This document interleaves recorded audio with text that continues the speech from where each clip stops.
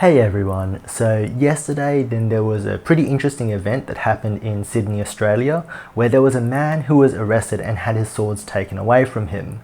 And it's a little bit concerning because we could be looking at the start of some reactive changes to the laws about sword ownership here in Australia. And we may have to ask the question, could you be arrested for owning swords in Australia?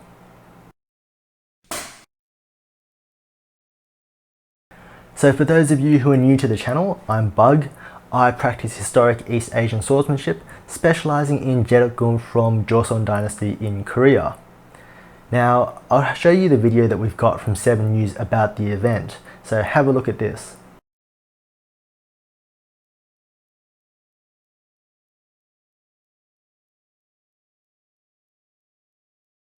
So that's the video. We don't have the full facts about the situation, and I think there are some key details that are missing here that needed to be there, and I'll go into that in a bit more detail. Now, a little bit of a disclaimer, I'm not a lawyer, I don't have a legal background, so anything I talk about sword laws and ownership in Australia, please verify it, don't use this as legal advice. And the other thing is that this video isn't about rising up against the police or take down the police or anything like that. It's strictly about sword ownership laws in Australia. We have pretty good police here, so please comply with the police and do as they say. They're here for the safety of the community.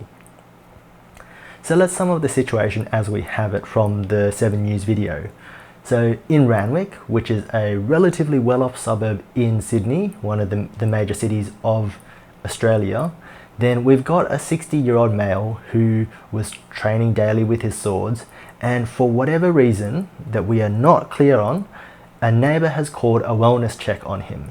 So the police have come and asked him to come out, the man's refused to come out, and we're not sure what's happened between that, but the police have gone in and they've tased him twice and they've taken him off to the hospital and into police custody, and he's had his swords taken away from him. Again, we're not sure what happened between him and the police leading to him getting tased. Now, we see that he's got a huge collection of swords, multiple Asian, European fantasy swords, so it's a bit questionable whether he's a legitimate practitioner of a martial art that uses swords, but that's not really relevant. As it stands, we've got a man who's been training, wellness check, not sure why, been tased, not sure why, and has had his swords taken away from him. So why do we care about this specific case? Well, in New South Wales, where I live and where this happened, then there have been quite a few sword arrests in the past. But in all of them that I can remember, then it's been someone who's been either committing a crime and has a sword, or has had a sword and committed, threatened to harm someone or has harmed someone, things that you should be arrested for. However, in this case, then, I'm not clear on what crime has been committed, because for sword ownership in Australia, then you can own swords. They are legal to own as long as they're not concealable, like a cane sword or a very small sword, and they don't have any ballistic bits, so the blade doesn't fly off or anything unusual like that. And they're legal to own as long as you don't threaten anyone with them or cause harm with them. Unless you live in Victoria, which is another state of Australia where swords are completely illegal. You need a sword license, you just can't own a sword there. But that doesn't really apply because here in New South Wales, you can own a sword. So in this case, it's not clear what crime has been committed leading to him being taken in by the police, because he was owning a sword, training on his own premises, no clear evidence of him threatening the public in the news video here. So that's why this is a concerning case for us. Because as far as the news video paints it, then they go, oh, look at this man who's been training with his swords, collects multiple swords, and thank goodness that the police came and took him away and there wasn't a big event, because this could have been really dangerous. But they've forgotten the crux of the problem. Why was the wellness check called on him, and why was he taken in by police? Because those two things are the key, not that he collects swords and not that he trains on his own property in a legal manner with his swords. So what does this mean for sword owners in Australia? Well, we have a concern that our government tends to make reactive laws that are relatively stupid, if I may say so. And I have a big concern that this case may lead to the government shifting its laws towards the Victorian system here in New South Wales, where it's illegal to own swords. And, people like myself who are trying to study swordsmanship in a legal, safe manner and abiding by community standards will not be able to. So I think that if a sword ban is instigated, then people like me will be hurt because, I won't be able to train in my hobby and I won't be able to run my club where I try and teach people swordsmanship as a hobby. And I've long said that I'm not against a sword license as long as it's relatively easy to obtain.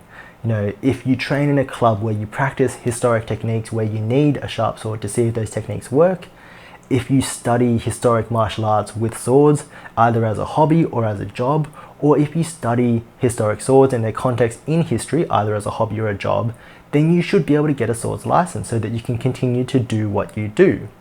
But if it's that easy for you to obtain it for you to do your hobby, then people who want a sword for, rather nefarious means can also obtain a sword. They could just join a club and then get a sword and do whatever they were going to do with it anyway. So either way, it's pretty stupid. The sword laws as they stand are pretty good because if you walk out in public and you have a sword, it can't be concealable, it can't be ballistic. So you have a normal sword on your hip that everyone can see. And the moment you draw it to cause harm or threaten someone, the police will be called and they will stop you, which is good. Now, if you are someone who wants to cause harm and there is a sword ban instigated, well, you can't buy swords and you can't import swords, but nothing stops you from getting a piece of steel, hitting it with an angle grinder, making your own homemade sword, and running out in the street and threatening people, and you'll be arrested at exactly the same time as if there were no sword ban. So in effect, it's really done nothing for the safety of the community. It's done everything to stop people who are trying to abide by the law and practice a swordsmanship hobby, and it's stopped them from doing that without increasing community safety. So I think we need more details from 7 News about this arrest.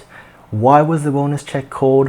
What led to him being taken in by police custody and being tased?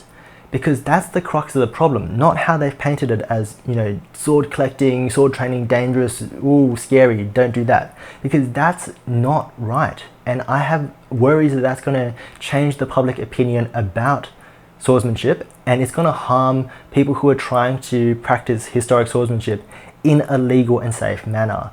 And I don't think it's going to do anything if we have a reactive law change to stop the people who actually want to cause harm with the swords. So let's have some takeaway messages from this.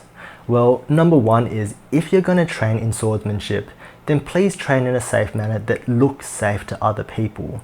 So train in a club, train in a way that appears safe, and have protective equipment, and make it look like you are doing a legitimate activity so that other people around you feel safe. Because if you're in public swinging around a sword by yourself and it's a sharp sword and you look unsafe, other people will feel unsafe and they may call the police on you, and rightly so because they feel unsafe.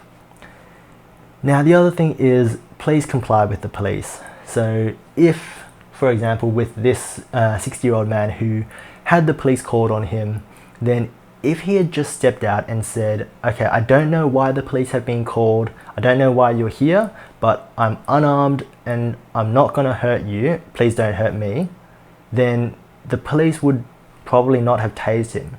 And he could have de-escalated the situation, spoken to them, and they could have come to a mutual understanding of what had been going on and probably just walked away without there being an event here. So if you're in that situation, comply with the police, don't resist them, don't fight them. Here in Australia, we have pretty good police who go through quite a fair amount of training compared to other countries, and we've got a pretty low rate of excessive force from the police compared to other countries. So comply with them, don't resist them. They are not there to hurt you, they're there to maintain community safety. Now, if you live in another country where there's a lot of police corruption and a long history of excessive force from the police, this advice may not apply to you, but here in Australia, that's not the case. So a bit of a heavy video today. Hopefully we don't see any reactive law changes that change how we as the sword community of Australia continue to train and operate. and hopefully we get a little bit more information from the media outlets about this arrest so that we can know what crime he committed, so that we as the law-abiding citizens can train in a way so that we don't commit any crimes and we maintain the community standard of safety and keep everyone feeling at ease. So continue to train safely, be safe, look safe, and with that, I'll see you next time.